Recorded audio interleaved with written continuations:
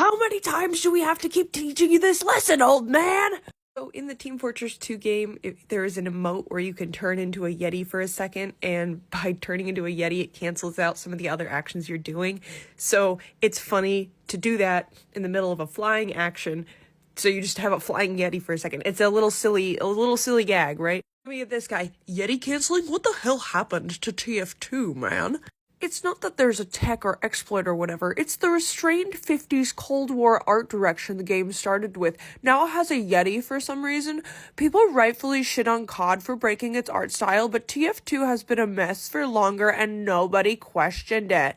Play TF2 Classic. My man, you haven't touched TF2 since 2014, and if you have played before 2014, or at least maybe even at the end of 2014, you would have been around for the end of the line community update where the blue team sends a train over to the red team to try to destroy the red team's base, an orphanage, a kitten orphanage, and a kitten adoption center. Like, that was a community update, I'm aware, but it was made canon to the game by them adding it to the game. But if that's, if that's too much for you, if that's too much for you, we can go back, okay? Apparently you joined in 2008. Okay. Team Fortress started the next year. In 2010, you started fighting the Horseless Headless Horseman.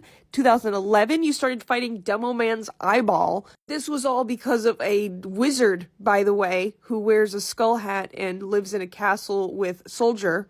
2013, the two Man brothers decided to send each other to hell, so you were racing each other to send the other team's man to hell. 2011, we had the Smiths update where they kill the Australian Christmas Santa Claus, Krampus, so that's that. But they started the Australian Christmas update in 2010. The original Meet the Team videos that were released in 2009, I mean, did you take any of these seriously?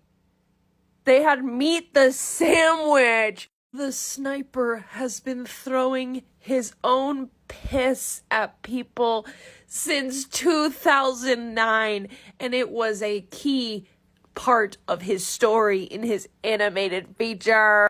This is not set in the 1950s, first of all, aesthetically or whatever. It is not. Their outfits are a mix of anything between the 50s and the 70s, pretty much. So this guy kind of looked like Germa in a 1950s Japanese baseball outfit.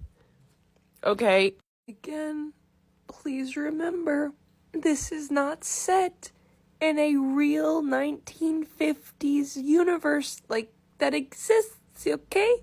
Even before the comics, okay? This guy could bring people back to life with a blender. It cost $400,000 to fire the Heavy's weapon for 12 seconds. And the spy is French!